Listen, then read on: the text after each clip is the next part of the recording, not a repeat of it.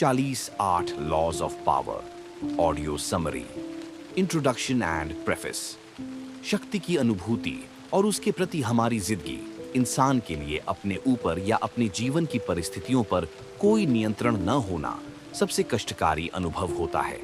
जब अपने जीवन में असहाय महसूस करते हैं तो मन में निराशा और दुख की अनुभूति होती है। कोई भी इंसान कम शक्ति चाहता नहीं, सब चाहते हैं कि वे अधिक शक्तिशाली हों, अधिक प्रभुत्व वाले हों।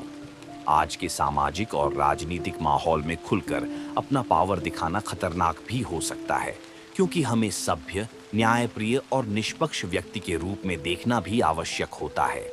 इसलिए हमें अपने सत्ता पाने के प्रयासों को बहुत ही सूक्ष्म और हिंसा मुक्त तरीके से करना पड़ता है। इतिहास में जब भी कोई दरबार होता था, चाहे वह किसी राजा का, किसी महारानी का या किसी सम्राट का, दरबार के सदस्य अत्यंत सावधानी और चालाकी से काम करते थे।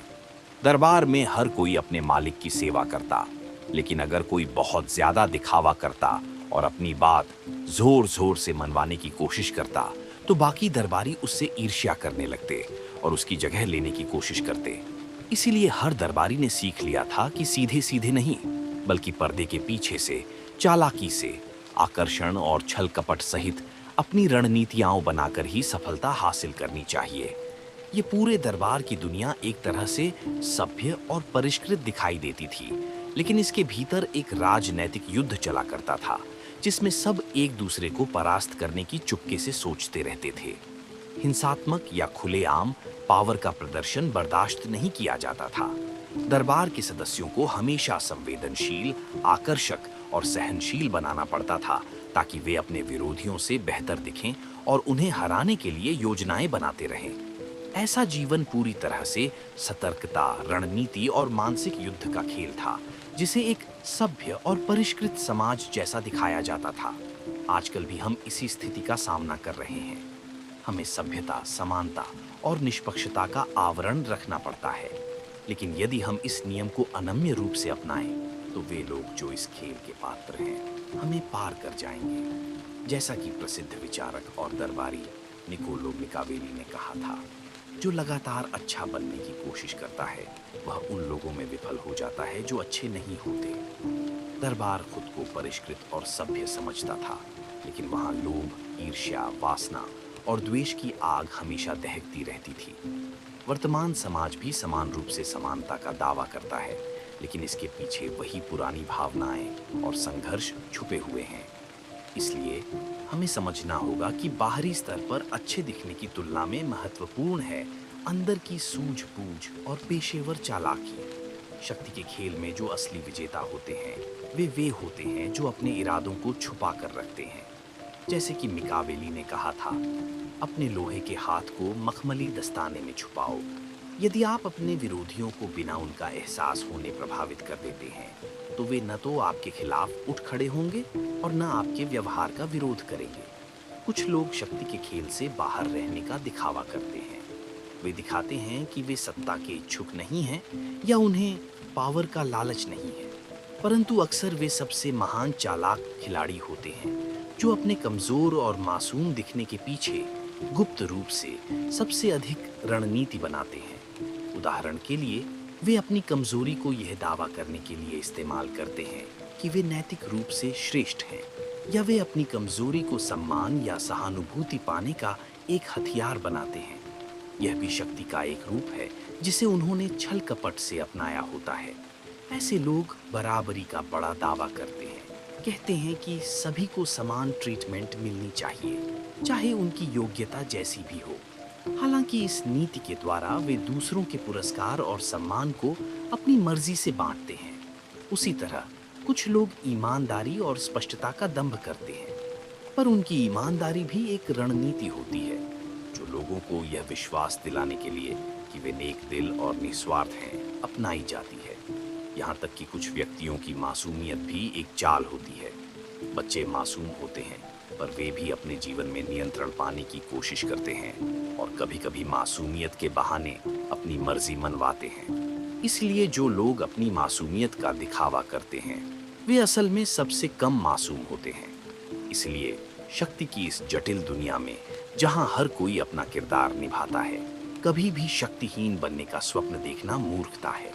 इसकी बजाय इस खेल को समझना और महारत हासिल करना बुद्धिमानी है। शक्ति की समझ आपके रिश्तों को बेहतर बनाएगी, चाहे वह दोस्ती हो, प्रेम हो या पारिवारिक संबंध। शक्ति की प्राप्ति में सबसे महत्वपूर्ण कौशल है अपने भावनाओं पर नियंत्रण। गुस्सा, प्रेम या द्वेष आपकी सोच और निर्णयन क्षमता को प्रभावित कर सकते हैं।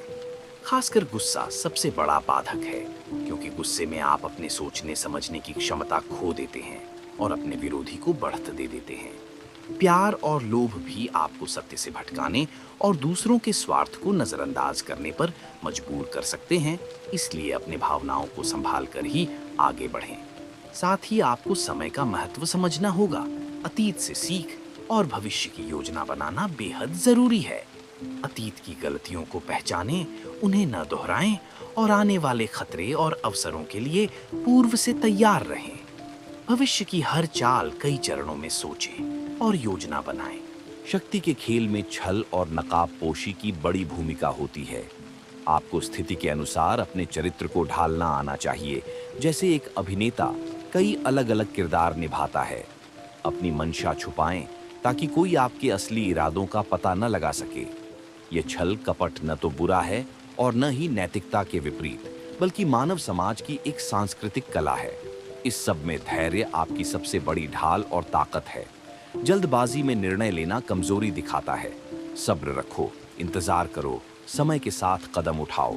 यही आदर्श देवताओं का गुण माना गया है, जो शाश्वत और अपार धैर्य से चलते हैं। शक्ति खेल को समझने वाला व्यक्ति जानता है कि यह खेल नैतिकता से ऊपर है। यह केवल एक खेल है जिसमें उद्देश्य ही सबसे बड़ी बात है। यह जरूरी नहीं कि आपके प्रतिद्वंदी के इरादे नेक हों, बल्कि उनकी हरकतों का परिणाम आपके लिए महत्वपूर्ण होता है। शक्ति पैदा करने और बनाए रखने के लिए आपको हर इंसान पर नजर रखनी होगी। किसी पर बिना सोच समझे भरोसा न करें। सभी के उद्देश्य पढ़ें और समय आने पर सही कदम उठाएं। आप जितने चालाक, धैर्यवान और समझदार होंगे, उतना ही अपने लक्ष्य के करीब पहुंचेंगे। संक्षेप में, द 48 लॉज ऑफ पावर हमें बताती है कि जीवन के संघर्ष में जीतने के लिए हमें अपने भावनात्मक पक्ष को नियंत्रित करना, समय प्रबंधन करना, लोगों की सोच को पढ़ना और हमेशा अप्रत्यक्ष तरीके से अपनी रणनीति बनानी होगी। केवल वही व्यक्ति सफल होता है जो इस खेल को समझदारी से खेले और अपने इरादों को छिपा कर रखे। सभी क्षेत्र जैसे व्यवसाय, राजनीति, व्यक्तिगत जीवन, रिश्ते, इस पुस्तक के सिद्धांत वहां लागू होते हैं।